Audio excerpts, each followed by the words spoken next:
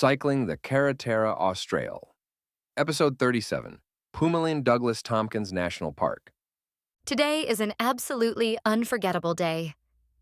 You will leave early from Caleta Gonzalo, the fresh air of the humid forest hitting your face as you pedaled through one of the greenest and most pristine areas you've ever seen.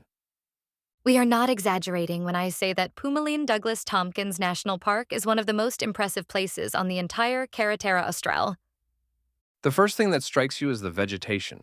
Just a few kilometers into the ride, surrounded by thousand-year-old alerces, trees over 3,000 years old, completely covered in moss. Everything is green.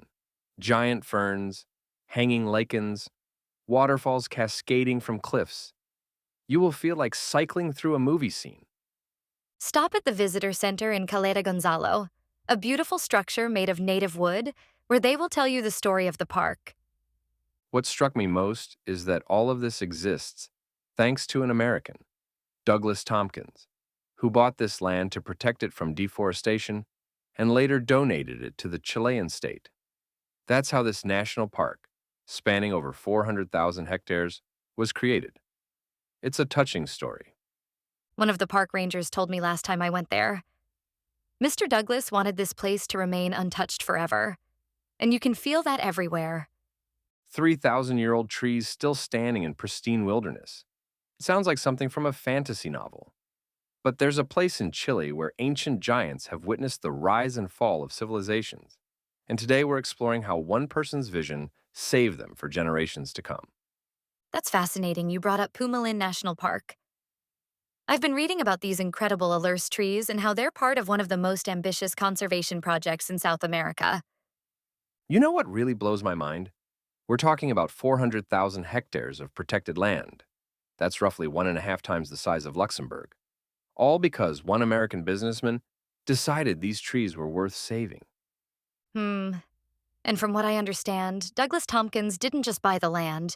He created an entire conservation model that's being replicated across Chile and Argentina now. That's right. You will be riding through what's essentially a living museum, where these massive trees are completely covered in moss, creating this otherworldly green cathedral. The biodiversity there is incredible, too. I mean, besides the ancient trees, it's one of the last habitats of the Monito del Monte, right? This tiny marsupial that's basically a living fossil. Exactly. And you know what's fascinating about the Monito del Monte? It's one of the only marsupials found outside Australia, like this little evolutionary time capsule, surviving in these forests. So, what makes these alerce trees so special compared to other ancient trees we hear about? Well, these alerces are actually related to California's giant sequoias. But get this, they grow even slower. Some of these trees were seedlings when the pyramids were being built. And unlike many other ancient forests, they're still in their original undisturbed ecosystem. This experience on the Cascadas Escondidas Trail is awesome. Crossing wooden bridges through this pristine forest until reaching that thundering waterfall. And you know what's interesting about those trails? They were specifically designed to have minimal impact on the forest floor. The entire park infrastructure follows this philosophy of invisible intervention, everything built with local materials, designed to blend into the landscape. That reminds me. The visitor center we've mentioned is actually award-winning for its sustainable architecture, isn't it?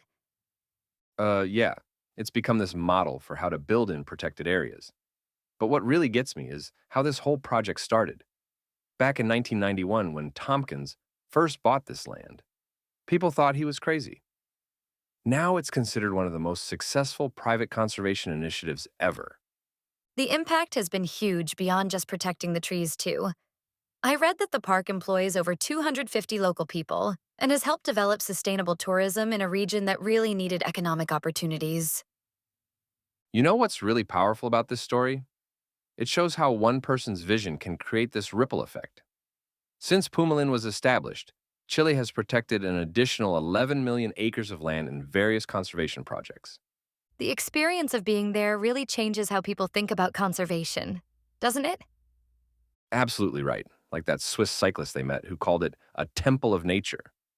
It's not just about preserving trees, it's about maintaining these spaces where people can still feel that sense of awe and connection to something ancient and profound.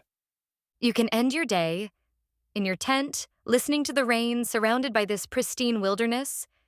It really captures what makes these experiences so transformative. And here's what I think is the most important takeaway. Pumalín shows us that it's not too late to protect these incredible places.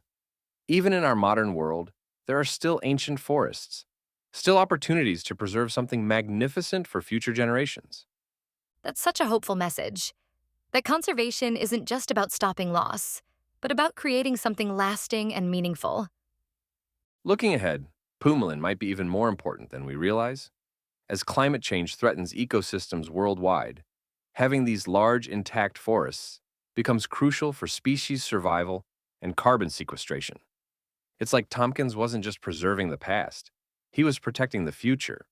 Well, you aren't just experiencing nature, you are witnessing conservation history in action.